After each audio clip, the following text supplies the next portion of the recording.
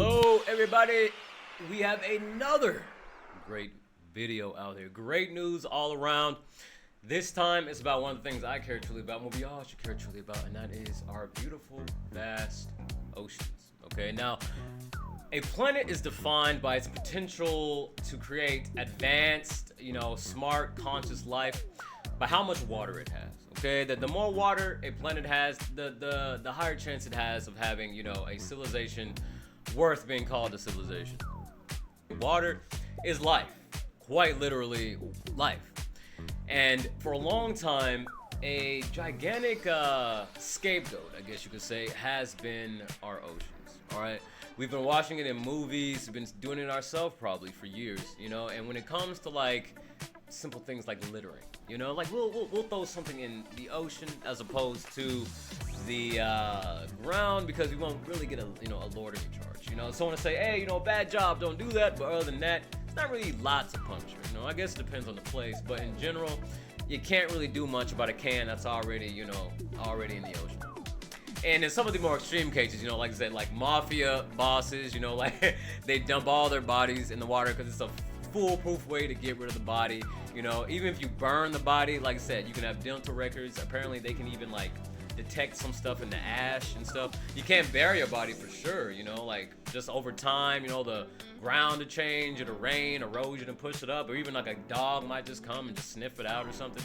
So you can't do that. One foolproof thing is the ocean. Throw something in the ocean, it's gonna take a lot of resources to try to find it. Most of these resources, companies, businesses, countries don't want to spend. So the ocean is pretty much left unregulated. It's basically just, a wildlands out there. And this includes for bad business, okay?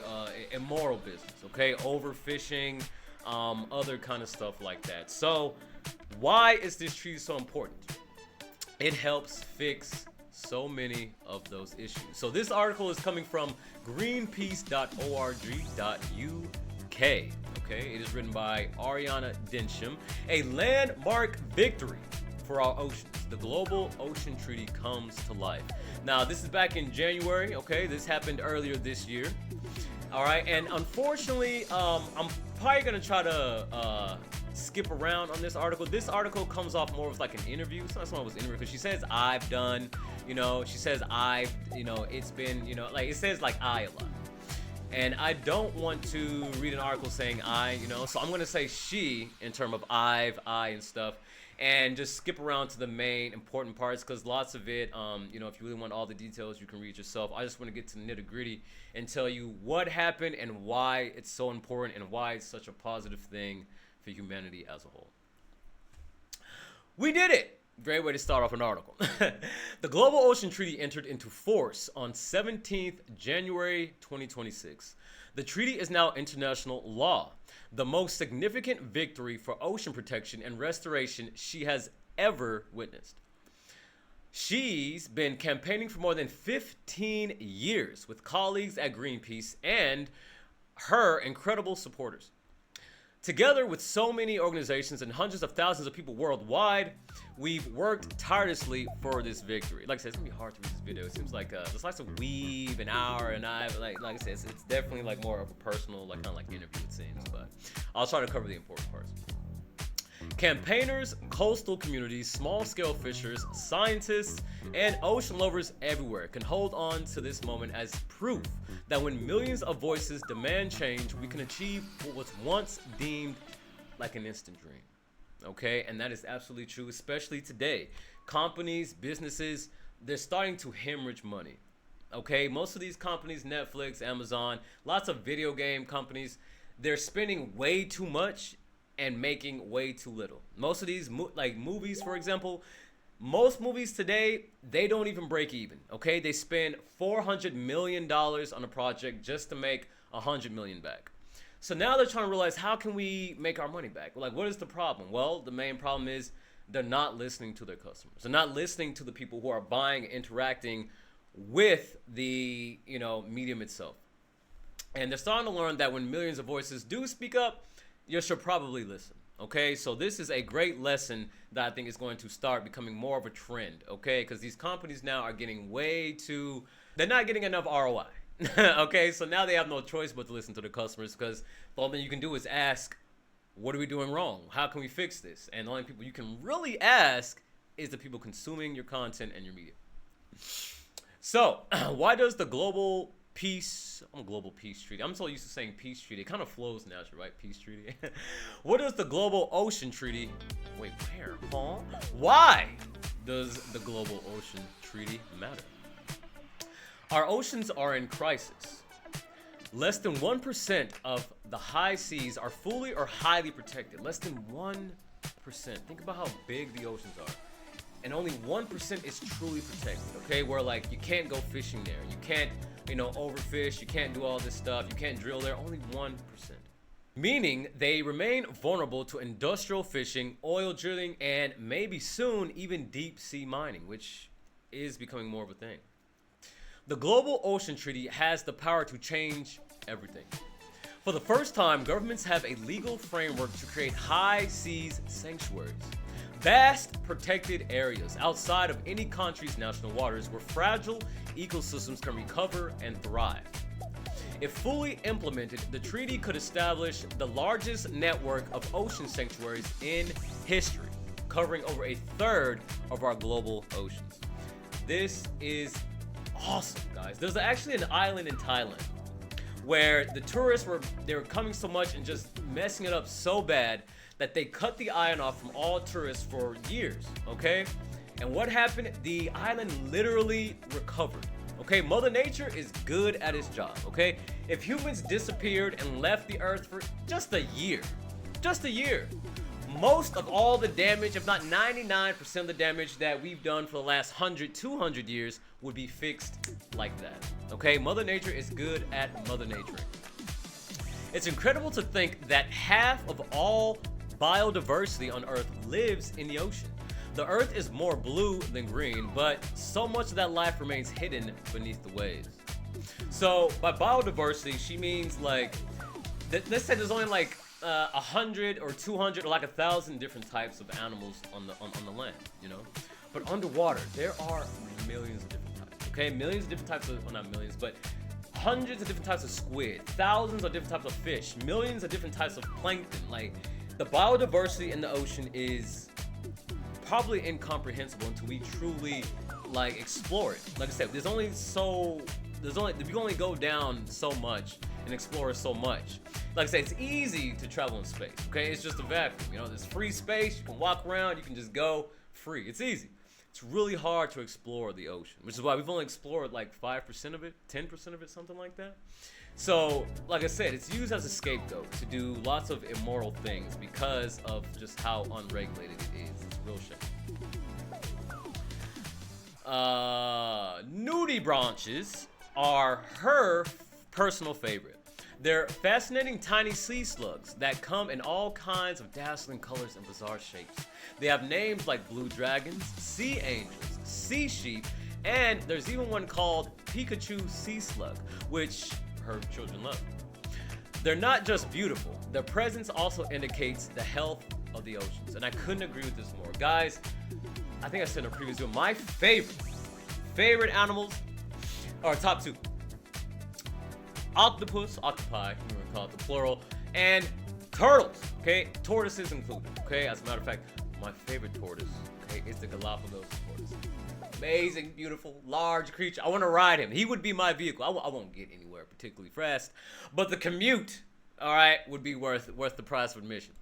All right, there's so much biodiversity in the ocean. It's so beautiful. There are creatures that glow in the dark. There are creatures that have lights that like pop off their head. There are creatures that are like huge whales. The biggest creatures in the world live underwater. The water is amazing, okay? A planet that doesn't take care of its oceans is a dead planet. It's a failing world. That's why this is so important. We're still only beginning to understand the deep ocean's importance. Absolutely true. Seamounts, underwater mountains scattered across the high seas, may act as signposts for migratory birds. And the deep sea may even play a role in oxygen production, which I think clearly plays a role in oxygen production. Because, water is, made of a hydrogen molecule. I'm imagining it's giving off a little oxygen somewhere, you know what I mean? So absolutely 100% agree. High sea sanctuaries aren't just allowing wildlife to recover, they're crucial to helping us tackle the climate crisis and for safeguarding food security for billions of people. That absolutely is true. Okay, overfishing, oil spills, all that stuff, it ruins mass amounts of food economy for certain countries. It's great to protect the water. Okay, polluted water, irradiated water doesn't help anybody. And most of it, like I said, this has been going on for years where companies will literally dump toxic waste into the ocean, you know?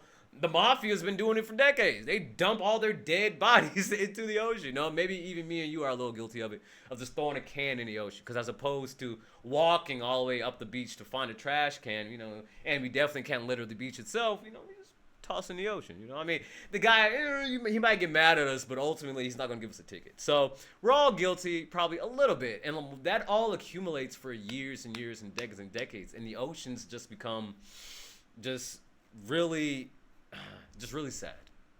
They become very sad, and it's usually, of course, because of good old-fashioned, you know, human ignorance. So we're gonna skip down a little bit. She basically talks about how, you know, they've been doing this for a long while, about how the UK dragged its feet to actually ratify this and get the treaty going. You know, she talks about how obviously this is just the start. Like I said, it's only covering 1/3 of the ocean. We still have a whole lot of ocean to protect. Okay. Now, how do we know high sea sanctuaries work? Because, I mean, you could probably do this, you know, ultimately, you know, everywhere. It sounds like a good idea. Everything sounds like a good idea until you put it into practice. So a good way to confirm if this is going to work is seeing if it has worked in other locations. And we don't need to imagine what fully protected sanctuaries could achieve. The Galapagos Marine Reserve was established more than 2 decades ago and expanded in 2022. It's an incredible living showcase of how ocean sanctuaries can help wildlife bounce back when given space and protection. Sharks, turtles, my favorite, and manta rays are returning, and fish stocks have recovered, spilling over into the surrounding waters and supporting local fishers. Coral reefs and ecosystems are thriving there, proof that when destructive industries are kept out, marine life can rebound quickly. Like I said, Mother Nature is good at Mother Naturing. If all humans disappeared from the earth for 1 year, all the stuff we've done to damage the economy would recover in 1 year. I'm willing to bet. Imagine if humans disappeared for 10 years. We'd be living in a freaking Garden of Eden paradise. Probably too much. It'd probably be too much plant life for us. But like I said, the point is, humans, like when humans are away, things tend to get better. You know, and like I said, I mean, maybe we can come and visit, but when we're there and abusing it, that's what the real problem is, and that's what this is trying to solve. If one sanctuary around a single island chain can deliver such hope and abundance, imagine what a whole network of high sea sanctuaries could do across vast stretches of international waters. It is fantastic to think about. So, more or less, that wraps up this video. There's another quick article that can just wrap it all up and sum it up all up in one nice bow. A landmark deal to protect the high seas finally became reality in September, bringing hope for marine ecosystems and the people who rely on them. A total of 79 nations, okay, up from 60 earlier, have now ratified the Global Ocean Treaty, okay, way beyond the 60 required for it to become law. Iceland, Brazil, Japan joined the list in December. Australia, the UK, and the US are among the heel draggers. The treaty will enter into force in 2026, giving governments a legal framework to protect waters that lie outside of national boundaries, international waters. Currently, only 1%, guys, of the international waters are protected. Greenpeace said the treaty could establish the largest network of ocean sanctuaries in history. Like I said, this is just the start. This is big stuff, guys. Okay, what defines a civilization? Okay, it's technology. You need water to make technology. Okay, don't believe me? Look at the data centers. Okay, what's happening? The data centers are being put up in, you know, metro areas. Okay, and what's increasing in price? Electricity and water, okay? Because advanced compute requires cooling, all right? A lot of heat is built up with computers. It requires a vast amount of cooling. Water is pivotal to a civilization thriving. If a planet doesn't have an abundance of water, you won't even get a civilization. You won't even get conscious beings able to walk around and question the universe. Positive news, okay? This is a great place. I didn't even know about this website. Positive.news. You want positive news? Go to positive.news. Mystery solved, right? This is amazing. So, like I said, this just summed it up, basically. This is the most significant victory for ocean protection and restoration that Ariana Densham has ever witnessed. And she's been working on this for 15 years trying to do this, guys. So, basically, I just wanted to bring that to your attention. You know what I mean? That regardless of all the bad stuff you see, I guess, information you see about going on with the oceans being polluted, oceans are dirty, you know, coral reefs being destroyed, we now have a baseline, a groundwork model for us to finally move out and protect large swaths of ocean, okay, from all the worst kinds of stuff, okay, especially oil spills, okay. Water and oil don't mix, okay, and oil spills can contaminate and ruin an entire country's like food source for like months and months and months. It's crazy, all right. That's why this is so important. That's why this is such a big deal. And I can't stress enough, I love the ocean, okay? Now, I don't like to swim, okay? As a matter of fact, one of my biggest fears is just going into the ocean and looking down and just seeing nothing but large, vast emptiness in the dark. You know what I mean? It's one of the biggest fears I have. But my fears aside, it's great that people like this are fighting to keep our oceans clean, safe, and future-proof. Like I said, if we mess up our oceans, we have to leave. We have to get off of Earth, okay? If there's no drinkable water, okay, during all apocalyptic situations, you know, people are looking for clean, fresh water to drink, okay? And if there's none left, all right, for us and even for the animals, because the animals need it because we need to eat them. So if they don't have good water, we don't have good food. This is so important. I can't stress enough. I'll leave it there. Like I said, I hope this information was useful. I hope this gave you a little bit more positivity, you know, for the future. Like I said, this is great news for humanity as a whole. You have a great rest of your day. I hope this was useful, and I will see you guys next time.